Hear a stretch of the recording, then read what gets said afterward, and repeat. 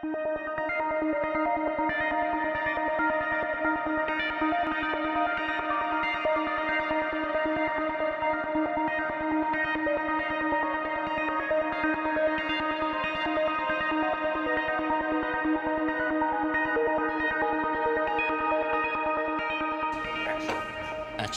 We're good.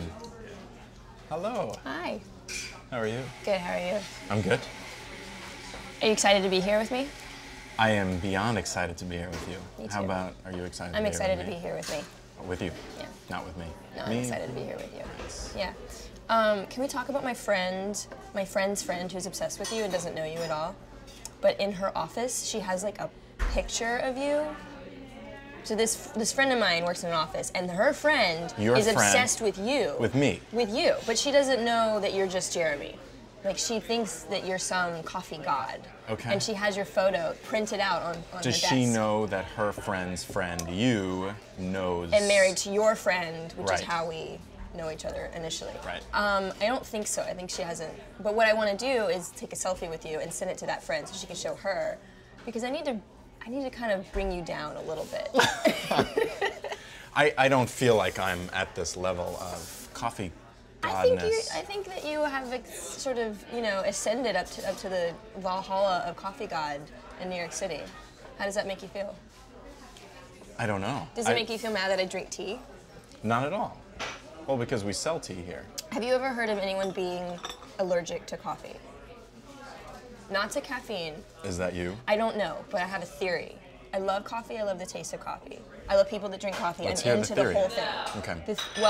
Every time I drink coffee, I get this rush of fear, and I sweat in the fear places. There could be some other stuff. No. It's not that, okay. really. Okay. I've tried it with all kinds of, and then what's weird, I'll drink a highly caffeinated beverage, and I don't have the same issue. And it's sad because I really want to be a coffee drinker. Like, I want to be that person. Like, the coffee drinkers I know and love go to bed excited that they'll wake up and drink coffee. I want to have that in my life. Really? Yeah, but I can't. I get so... Even I don't feel that way. About coffee? Having a cup of coffee in the morning. I mean, I'm surrounded by it. Yeah. And well, so maybe that's why, though. Maybe. But, like, I've dated and befriended several people who they're like, well... it was a shitty day, but I'm gonna go to bed so I can, like, get up and have coffee. Like, that's how they cope with life. Okay. And I think that's cool. But anyway, I haven't been able to get that in my life because it makes me so. It fills me with like serious anxiety, and my eyeballs go bah! And like really fast, even if it's just like half a cup. Have you ever cupped coffee? Do you know what that is? No. So it's like kind of a beer or wine tasting, but for coffee. Mm-hmm. And you slurp it and you spit it out. And you just taste it. Yeah. Maybe that I think might open you up a little bit. And I need to start really slow. Like I need to start like I shouldn't even swallow. No. That is what this is. Okay, it's so I need to like get the coffee level in my body up so gradually, and I start at first with not even you're just swallowing. spitting it out. Yeah. Oh well, yeah. You should talk to Paul about that, okay. And we'll see what we can do. Can you set up a tasting for me? I can absolutely for you for sure. Yay! Are you kidding? All right. So I'm super excited that you're here. I'm excited to be here. That's pretty awesome. And we met through Jess, who's I mean, I always refer to her as like my closest female friend, but she's like one of my favorite people. Yeah, me too. You too. I'm married to Jess. That is Kaki's better half. Yes, she's much better. But that is how we know each other. Yeah, and I've known Jess for a long time, for almost a decade. And I've known her for 3 years. Yeah. A little over. And you've been married We've been married for 2 years. And you have? And we have a daughter, Cooper. A little baby. Who is really fucking awesome. I know. Yeah. I've had the pleasure of, and we're hanging out next week, but she's kind of the cutest thing. She's really cute. Yeah. Yeah. And she does that. I know. She's the like, touchdown. Yeah. Yeah. That's amazing. So that's life-changing for sure. Having a baby is life-changing. However, it's a totally different. It changes in a different way. Like I thought, like now I'm an adult, and this is what adults do. They make children together, and it was this kind of this is this is what I'm doing because it's responsible, and I want to be a parent, but like I just had no idea how much I'd love my child. I had no idea, and I've never loved anything unconditionally in that way ever. Like not even a dog. Like my dog has to like go to the bathroom outside, or else he will be a little less loved. But not my child. Like, she doesn't have to go to the bathroom outside. Yeah, she can go to the bathroom. No, she goes on me, and has. And I'm like, I love you. I'm not. Thank you for this gift. Thank you for this. No, she's pretty good at nailing the diaper. Okay. But no, it's fun. It's really the way I feel about it is like when babies come, they're so totally crippled, and it's almost like a person who is sick moving into your house. Like a really sick person who like can't control themselves, and they can't talk, and they can't even think right. And my job is to guide her into wellness. And it's not like it's with total love that you do that. Right. Like when someone is like just can't help themselves. When they're old, it's the same thing. It's like no, it is. No, when someone is infirm, you do it all with love and care, and this is just doing it in reverse, where she's just gonna like grow up and get better. But she's cool. I like her. She's cool. Yeah. Is she making noise? She makes She's going oh. She's really nailing all of her vowels at once. Okay. Yeah. But she hasn't made a consonant. Not yet. She does the she has the G sound. She got the G. How does she respond to music? I'm sure there's guitar this is playing. So interesting. Lots of guitar playing. Yeah. I thought I'd be the cool mom and like put my daughter to sleep with like weird 70s synth records, stuff like that. Like total mistake. Babies, and this is true of all babies across all cultures, they love simplicity, repetition, and melody. So my baby goes to sleep to Twinkle Twinkle Little Star every night. And maybe there's something to that because Twinkle well, Twinkle is pretty in a way, popular. Twinkle Twinkle and Beethoven's Ninth, the one that goes dun dun dun dun dun dun dun dun dun dun. Is that from Clockwork? No. Was that in Clockwork Orange? Was it the fifth in Clockwork? I don't know. Do you know? Was it the fifth? What was in Clockwork Orange? Beethoven. I think it was ninth because they're singing at the end. That's ninth, yeah. It was ninth. And then, because there's more than one actually. That's there because there's like. When he's in the house, listening, yeah. Yeah. Well, at any rate. Yeah. Thanks, Ben. You're gonna Google it. I'm gonna find it out. Music that is memorable is generally speaking simple. Yeah. When you boil it down to its fundamental part, and this is true of all music, the kind of chicken McNugget little part of music that you take with you is a simple melody. Is that how you write? No, that's not No. how I write at all. I write from It's very chordal complex, harmony stuff. yeah. No, but when I boil it down, I can tease out the melody that you are going to remember if you have one of my songs in your head. It's not going to be all of the music. It's going to be this one little part, and that's really what my baby hears. That's what she like. And we have a song. We wrote her own song. Okay. It's called "Who's a Bean." Who's a bean? Yeah. Who's a bean? Who's a bean? And then the next verse is you're a bean, you're a bean, and it goes on and on. Yeah. And she totally knows this song, and she loves it because we sing it in 2-part harmony. Okay. Well, you and Jess. No, me and the baby. Okay. No, me and Jess. You and Jess. Eventually, the baby. Eventually, the baby. She'll sing I'm a bean, I'm a bean, but you can tell that she remembers it immediately. She knows that this is her song. This is the song that we sing to her, and it's special. And is it any particular time of day? Is it before bed? No, it's just kind of when she's getting a little antsy, she gets her song, and immediately and that's the other thing. Yeah. We use music when she's all, she's fed, she slept, her diaper changed, and then for no reason she's just a little cranky, music immediately cheers her up. Okay. But it has to be simple. I can't. I think harmony, it's like food. No child is going to want very complex adult food, you know? And I think that music is in the same way, but there's something like delicious about those pieces of music at first. Those lullabies and those melodies that you'll remember for the rest of your life. Right. And so it's been interesting to watch her and remember that that's what is important about music. And her eyes just. Well, yeah. I mean, and she's funny because she doesn't look anywhere, but she just stops. Like, she kind of just gets. You can tell she's concentrating. Okay.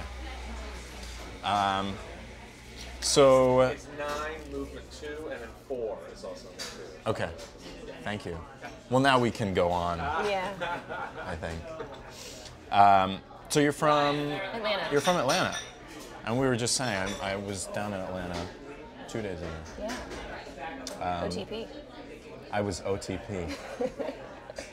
I stayed ITP and then I went OTP. OTP is outside the perimeter. Yeah. Yeah. We learned that. Yeah. There's a highway that circles Atlanta. And for no real reason at all, if you're outside the perimeter, OTP, life is just shit and boring. Right. And just who wants to It's be the OTP? suburbs It's the suburbs and yeah. it's awful. And then if you're in, ITP. ITP. But let me tell you, I grew up ITP and it was boring as shit. Yeah. Yeah. Well, how long? When did you move It was here? a long time ago. It was 15, 16 years. Okay, and your family's still down there. Yeah. Okay. And your sister still? My sister's still down there. And your folks? My folks, and they're all lawyering. Your it sister up. too?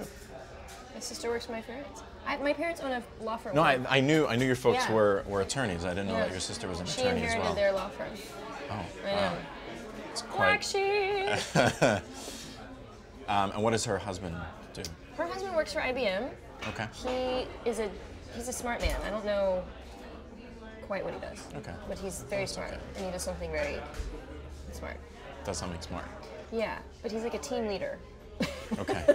So he has people that work beneath him. And I think he trains. Like he does something very interesting, and I'm not quite sure what it is. And what kind of law firm is that? I'm just Bankruptcy. curious. Bankruptcy. Okay. So they probably had a field day the last few years. I mean. They're not happy about it. You Okay. know, they're very. My parents went into law initially as criminal lawyers, and their objective was to put the law on the side of people that needed it. Yeah. You know, they were defense attorneys for many, many years, and I think they see bankruptcy in a very similar way. They don't relish the fact that the housing market tanked. Right. But they were happy to provide the service to protect be of service. to protect people from overwhelming, crushing, life-killing debt. So you know, they're not pleased to be doing good business, but they're happy to be, like you said, service. providing a service. Yeah. Yeah. So the last time I saw you, your hair was a different color. Yeah. I don't know if I've ever seen it this color. This is my natural color. Uh-huh. Yeah. It looks pretty I natural. dyed my eyebrows. Yeah. It looks great. Thank you. No, I dyed my hair for the show that I'm doing. Okay. So you want to talk about that? In terms of my hair? I didn't know that the hair was going to be the segue into Well, yeah, but into it's talking perfect, about. though. Yeah, no, that works. So ask me why I mean, I I dyed have. my hair. So, why did you dye your eyebrows? Why'd you dye your? No, Why'd you dye your hair? I dyed my hair because I'm performing a show that I've written called "A Neck Is a Bridge to the Body," and in the show, I'm part of I'm like a character, and I'm dressed in all white, and I wear these big white sunglasses, and so I thought, you know, I might as well sort of top it off with the white hair to make the Top. effect. Yeah, literally top. Literally top. Literally top. But you didn't do this for when you were playing in New York, did you? No, because I couldn't afford. This is really expensive. I had no idea how much it costs to dye your hair. It's crazy. Yeah. It is outrageous. I did the Someone tips. needs to invent when I was cheaper 19. professional hair dye. It's crazy. I mean, not to say that my person that dyed my hair wasn't worth Overcharged, it, right?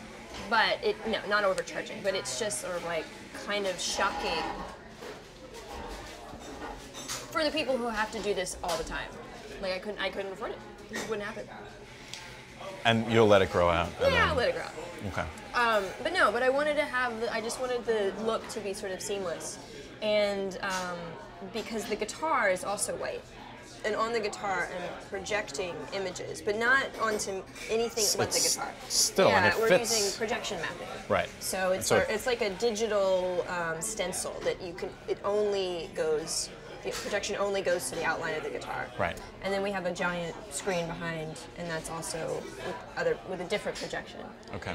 So, yeah, it's this really interesting sort of storyline told through visual and music. And so I'm actually playing, so that you're watching the show on the guitar that is being played performing the soundtrack. So it's this very kind of, I don't want to say meta, but it's the sort of inclusiveness of everything happening in one area is pretty cool. I love the name.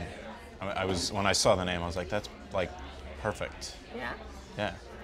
Well, because I think it's all encompassing. I mean, it captures everything about what it is that you're doing. And yeah, I mean, I think that it really, the neck is a bridge to the body. It's just naming key elements of the guitar. Right. So the neck and body, and the bridge is actually a really important, very important element from a sound and sort of engineering point of view.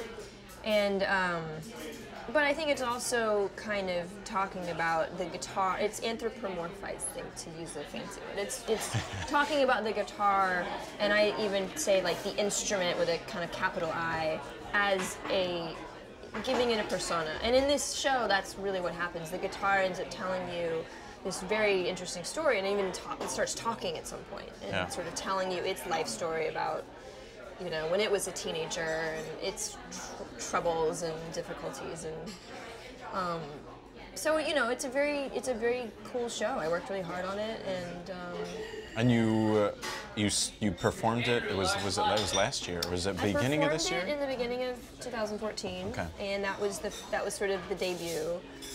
And then I've taken it a couple places on the road, and you're going to San Francisco. Going to San Francisco this week, but. Right. But in 2015, I will be performing it quite a lot. Okay. And it's it's interesting. It's not just a music show. It's not like watching a movie. It's a combination of watching this storyline being played out on an instrument.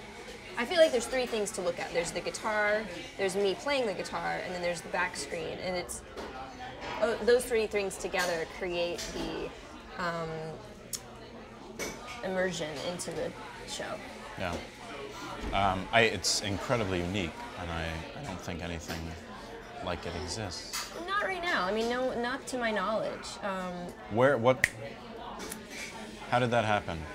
Couple things. So I knew that I wanted to do something different. I just said, okay, well, I have never done anything with visuals. Let's do something. What does that mean? Lighting, design, sets? I don't know. So let's try. Sorry to cut you off. When you play, it's like nothing. I don't think I've ever seen. I have a style that comes across very well when you see it. Okay. So I just wanted to say that. Yeah, thank you. But in addition to that, I just thought I wanted to. I toured for a couple of years, just so stripped down, just me, very minimal setting, and I thought, okay, maybe I can build it up a little bit more. What does that mean? And then I started just to look around my environment, look around what was happening in the art world, in the lighting world, and I saw projection mapping, which is, essentially the simplest thing, which is just say you create like a stencil, and through that the light shines onto a thing, or you do a 3D scan of it. So if something has like angles, you can map out exactly how to project on the angles of the thing. But for the most part, it's been used on huge buildings in a kind of, or in sort of the EDM world, as part of this massive set that's very big and very exciting. And I was very inspired by a lot of that, but I wanted to bring it down. I wanted to say, how can I use this technology in an intimate way, in a way that's a little more subtle? And that's, at some point, I just was like, the guitar. Why don't we map the guitar? This is perfect. I can put it on stands so it doesn't move, and I can sit there and play, and that, once we did that, I painted the guitar white, we mapped it, we projected onto it, and as soon as I saw it, I was like, this is going to work. Yeah. This is beautiful. And did you have to readjust how, can you play it as easily? There's some manipulation? It's pretty much, the way I've got the stand set up is almost as if, my body were holding the guitar. It is a little bit different. It's weird. It's actually, when you're playing, you sort of support the guitar on you with a bit of balance and a bit of the weight of your arms. And this arm's actually pushing up to hold the neck of the guitar. And now that it's not, it's almost like swinging it, like when you like swing the bats all together and then you swing one little bat. It's so easy. Yeah. And it's weird. It throws me off. Like, it's actually challenging because it's like my muscles are just not used to that. Right. But it's actually not all that difficult. It wasn't a super big transition. Yeah, my dad collects guitars, and so I grew up in a household with Laramie. so. Those inlays. Never mind. I thought your dad has Laramies with the crazy inlays. I have no idea. Oh, okay. He probably does. He would if he's know. a guitar collector. Yeah. He has like, I think there's this 12-string Rickenbacker, which is it's one of his favorites. Anyway. And so you just released, it's kind of like the B. I released an album. The B-side, it's rarities. Rarities, unreleased material, things never before heard, live versions of songs that are totally different from album versions, demos, things like that. And it was, it's called Everybody Glows. My first album is called Everybody Loves You. And the last album I put out is called Glow. So I just thought it spans that period of time. Right. So I just called it Everybody Glows. And it's fun. It's actually it was a very great way to kind of cap off a decade and say, I did a couple things to sort of celebrate the decade of being in music. And I think this was one of them where I just was like, all these little songs that had never really found any audience or a listening ear suddenly had a little home. And I'm super pleased about that. Yeah, and I actually think it's it's not just a kind of, here's my cast off 4-track demos that are terrible. It's really a lot of beautiful music. And for whatever reason, it just never had a place at the time it was written. Right. Because Glow, there was, forget the name, it was an album. It's Red. Junior? Yeah. So I think that was my first introduction, and then Glow was, I love Glow, and we played it here, like, I think when it first came out, just over and over and over. And there's no lyrics. No. So I was just always very curious as to, is that even more difficult to write than it is than writing stuff with lyrics? Not for me. Okay. I find lyrics and singing should be really, really hard and challenging for me. And for you personally? For me personally. Yeah. And even as a matter of taste, I love a lot of things, like a lot, without any lyrics. I mean, there's only a few sort of singers and lyricists that that really at the top of their game, who I actually enjoy listening to. And I think it's just always been that way. So I think there's just something so. A lot of lyrics I've written in the past are very sort of, some of them are just syllables, they're kind of meaningless, they don't have any rhyme or reason behind them, and so that's been easier for me to kind of just to do. I think when you write lyrics, there's a lot of pressure, because oftentimes, and I know this is not true of just me, song starts and you're like, yeah, this is great, and then someone starts singing over it, and you're like, God, I really wish that hadn't happened. Yeah. And so I don't know, and I think that singing is just not something that I truly am in love with. Right. I enjoy it. I do it. I sing to my daughter. I sing song. I mean, it's part of my life. It's part of my musical life. But there's something a little closer to my musical truth, if I can say that, when I write instrumental music. You can say whatever you want to say, but yeah. I just did. Yeah. I mean, you mentioned EDM before. That's kind of like what I'm very much into, and so when lyrics, I'm like, oh, really. Really, lyrics can. Who was it? I think it was maybe Balzac. Some French person said, which is too stupid to say can always be sung. Okay. And that is kind of true sometimes, you know. And lyrics are really, really tough, and you have to be so good when it's good, it's so good. But for me, I'd rather not. I think there's also like I've never been one to listen to a song and try to dissect the lyrics, which I know tons of people do. I'm like, yeah, I like the song, or I didn't like the song. But yeah, I'm a fan of non-lyrical stuff. I think that it's, you know, for me, music is this language of emotion. Like, I feel, if I want to tell you how happy I am, I can do that. But you're going to know if I write something that's just filled with joy. Right. And you're going to know how terrified I am if I write something terrifying, and in a way that I can't express to you if I just say I'm scared. Do you know what I mean? But here's the music I wrote about it. You know, and I think that to me is very key. Like, if I want to tell you something or give away the facts or the setting or whatever, I can do that. But to give you the emotional content, I really need to. The words kind of have to stay away. Right. Well, I gravitate towards stuff that like actually that I get moved by, which is cool. So, I mean, I kind of like I was really curious about stuff, and I'm kind of bringing it back. But Yeah. was guitar the first instrument that you picked up? Mm-hmm. And then you play others? Well, I played drums. Okay. I played drums in school band and percussion when I was in high school, in junior high. And everything else, I mean, if you're around stuff long enough, you tinker, and it's not difficult.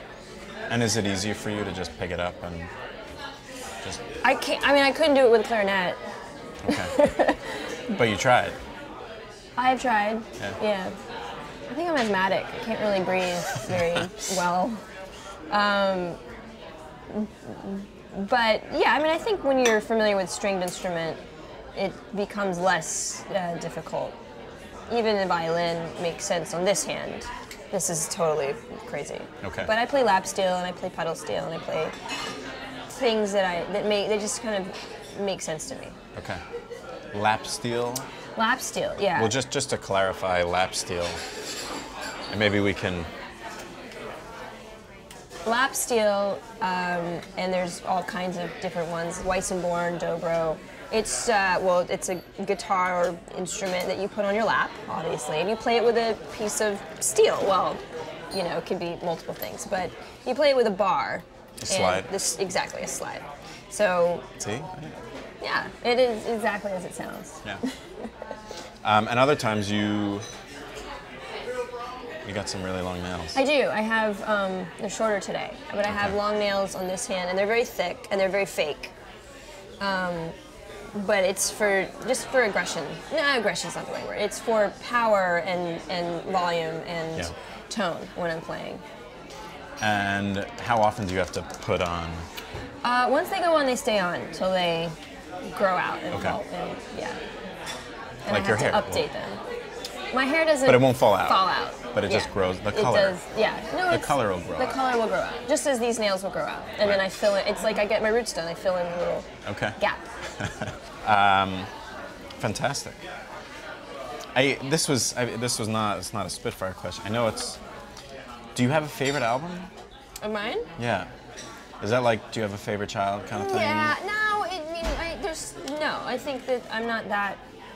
I think I used to say I'm precious and like they're all great, but no. I think Glow is really good. I think Glow is the thing I'm the most proud of because it was.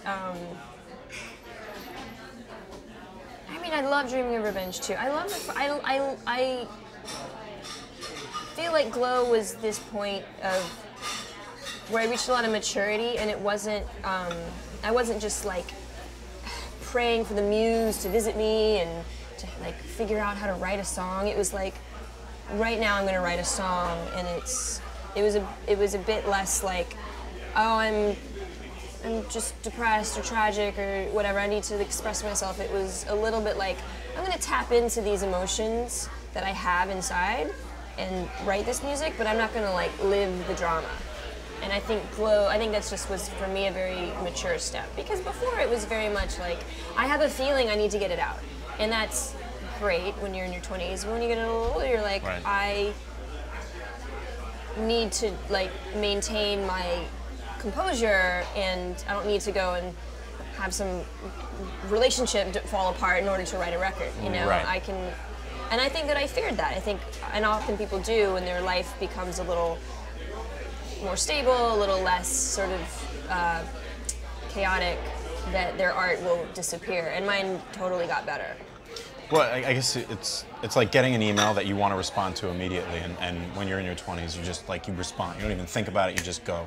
As opposed to like just letting it sit in your draft box and just kind or of. it's more like, I got to, I think when you get a little distance from your own emotions, like you can be feeling a thing but also observing yourself feeling that thing. Right. And you're like, I think there's something about that where there's some beautiful stuff on Glow. There's some heartbreaking stuff on that record. But I wasn't heartbroken. I was actually happy I'd met Jess. I Right. was excited to be doing a new record. It wasn't, and I did worry that, oh no, my life is really good, and what's this gonna be? What's it gonna sound like? And I think that there's still like a place inside me that can just turn on those feelings and those memories, and they go out into music as opposed to go out into like a screaming fight on the street with Right. someone. That only happened a couple times. I was gonna say, I mean, there must be some sort of story there, which. Oh, I'm not telling you that story. Okay. All right, so 5 questions. Don't think about it. I want to sound funny and clever though. Well, the quicker you respond. Well, it's hard for me. I don't put pressure.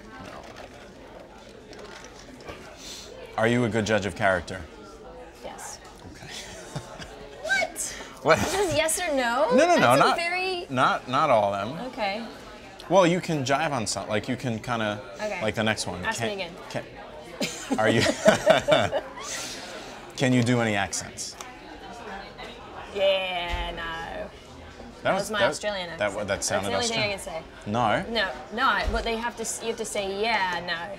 So Yeah, if you, no. Yeah, like if you say to an Australian person, "Can I kiss your girlfriend?" They're like, "Yeah, no." No.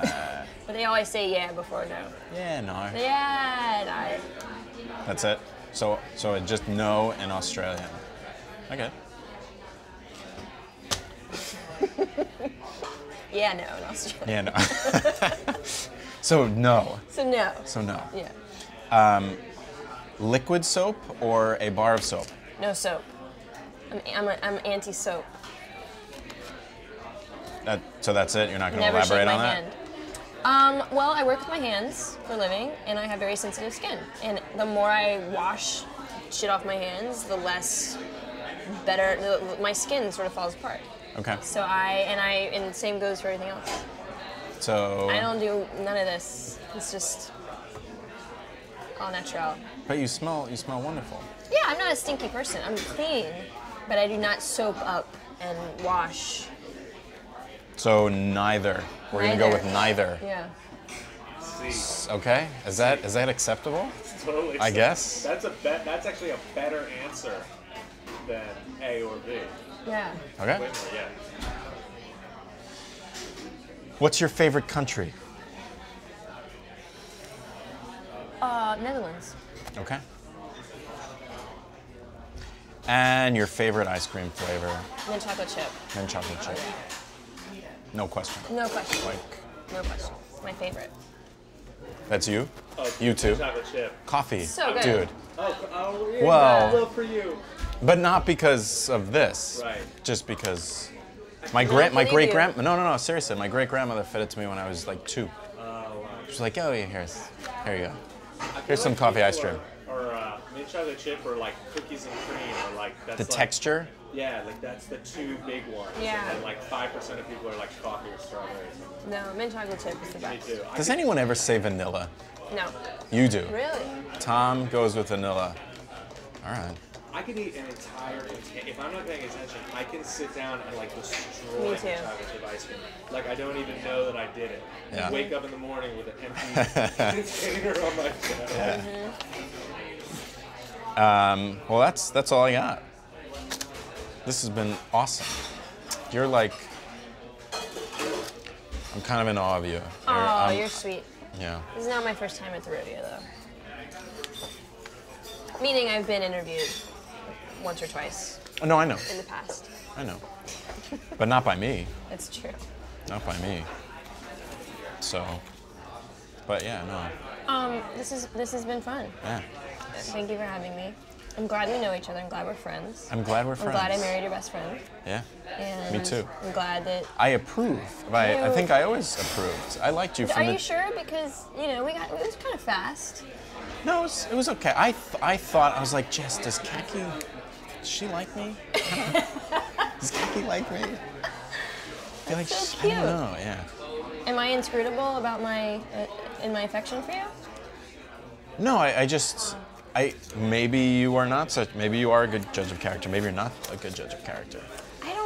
I can't, it's very hard to know someone's true character, Yeah.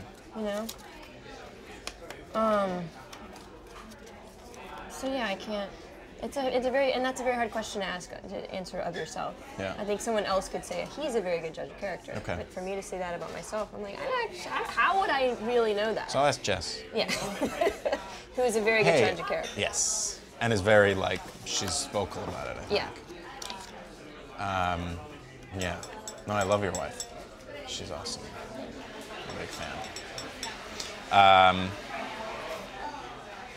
Great. This is awesome. Yeah, we just let it roll.